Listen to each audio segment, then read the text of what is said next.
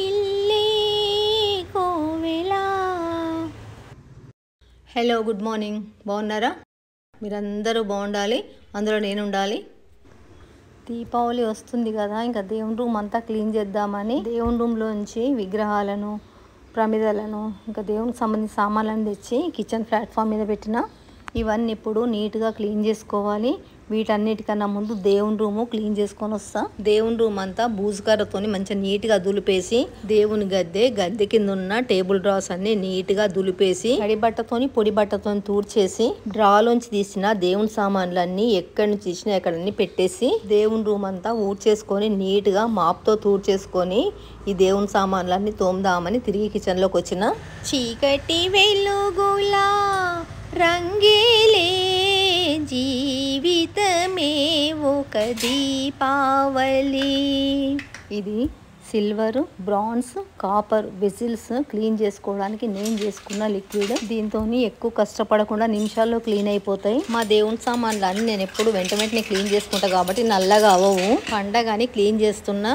First దేవతా విగ్రహాలన్నీ ఆ లిక్విడ్లో వేసి, లిక్విడ్ అంతా విగ్రహాలకు పట్టించి చేతులతో ఊరికి ఇట్లా రాస్తేనే పోతుందండి. మంచి తెల్లగా అయితే మెరుస్తుంది.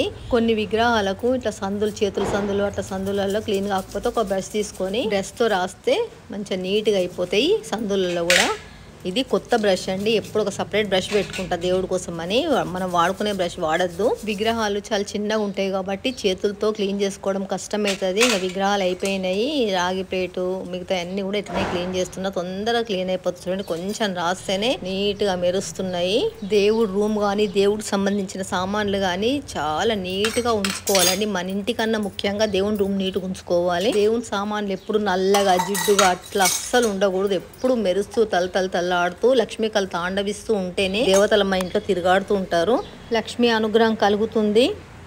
ఇప్పుడు అన్నపూర్ణమ్మను క్లీన్ చేస్తున్నా. అన్నపూర్ణే సదా పూర్ణే శంకర ప్రాణవల్లభే జ్ఞాన వైరాగ్య సిద్ధ్యర్థ్యం భిక్షాం దేహి చ పార్వతీ మాతా చ పార్వతీ దేవి పితా దేవో మహేశ్వరా బాంధవా శివా భక్తా చ స్వదేశో భువనత్రయం. ఈ స్తోత్రము పిల్లలైనా పెద్దలైనా ఎవరైనా భోంచేసేప్పుడు తప్పకుండా చదువుకుంటే ఎవరికైనా ఎప్పుడైనా భోజనానికి ఎలాంటి లోటు ఉండదు. ఇప్పుడు భగవంతుని దగ్గర పెట్టిన మంగళకరమైన వస్తువులను క్లీన్ చేస్తా. దీంట్లో ఇండియా కాయిన్స్, అమెరికా కాయిన్స్, గోమతి చక్రాలు, గవ్వలు, రుద్రాక్షలు, పసుపు కొమ్ములు, గుండు తెల్లవక్కలు ఉన్నాయి. వీటన్నిటిని ఇందాక దేవతా విగ్రహాలు కడిగిన లిక్విడ్లోనే కొన్ని వాటర్ పోసి ఈ కాయిన్స్ అన్ని వేసిన. చూడండి, ఉట్టే 2-3 సార్లు చేతులతో ఇటు ఒకటి అనగానే తల ఎట్లా మెరుస్తున్నాయి. రాగి కాయిన్స్ ఎట్లా మెరుస్తున్నాయి చూడండి. వాటి ఒరిజినల్ కలర్ వచ్చేసింది రాగి కాయిన్స్కి. దేవుడి గదికి సంబంధించిన నీట్గా వాష్ చేసేసిన. ఒక అరగంట అటు పక్కకు పెట్టేస్తే మంచిగా కడారిపోయి మంచిగా అవుతాయి. ఈలోగా నేను దేవతా విగ్రహాలకు వస్త్రం సమర్పించుకొని గంధము, పసుపు, కుంకుమతో అలంకరిస్తా. చూడండి, అలంకరించిన దేవతలను తిరిగి యథాస్థానంలో అంటే ఎక్కడి తీసినో అక్కడ అదే ప్లేస్ లో పెట్టేసిన.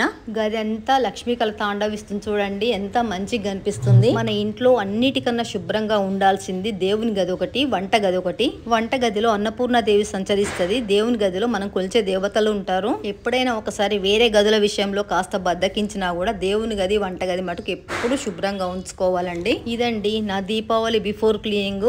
మీరే విధంగా చేసుకున్నారు కామెంట్ సెక్షన్ లో చెప్పండి. వీడియో నచ్చితే లైక్ చేసి సబ్స్క్రైబ్ చేసి గంట కొట్టి ఆల్ ఆప్షన్ పైన క్లిక్ చేయండి. వీడియో మొత్తం చూసినందుకు థ్యాంక్ యూ వెరీ మచ్.